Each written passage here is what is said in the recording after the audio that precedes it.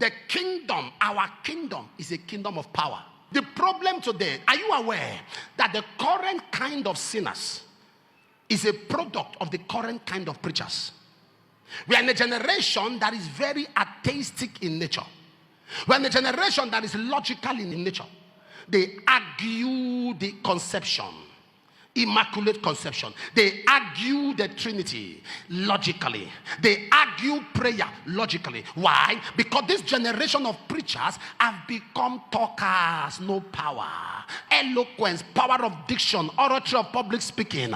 They are interested in accents and pronunciations. It's now a product of talk. When you see people preach, when you want to see their deep, they must use high words, celestial dimension of trafficking in realms. In Exodus 4 verse 10, Moses said, I am not eloquent. And God said, who told you that this assignment is about talk? Who told you this assignment is about English and grammar? There are people that have become more poetic than Socrates, more poetic than Archimedes and Pluto. They understand English and grammatical conjunction more than Shakespeare. Sir, John 4:48 said, except they see signs and wonders, not talk.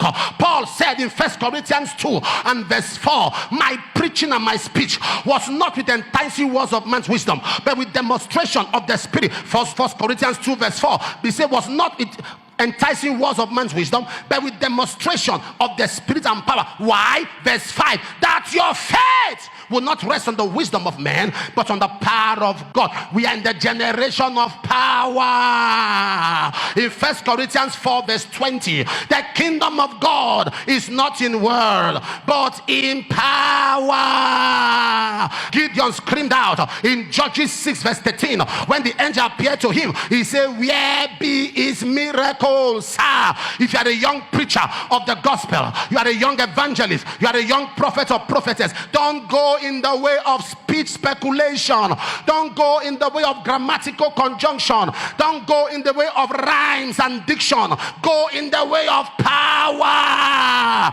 Moses said, I am not eloquent, in Exodus 4 verse 10, and in Exodus 4:17, God said to him, take this rod in your hand. With this rod do signs and wonders. We are in the generation of power, for the earnest expectation of the Creator waited for the manifestation, not the speech speculation. Our kingdom is a kingdom of power. Young preacher of the gospel, young believer, this end time, go for power. Go for power. Let me tell somebody, it is in power, not in words.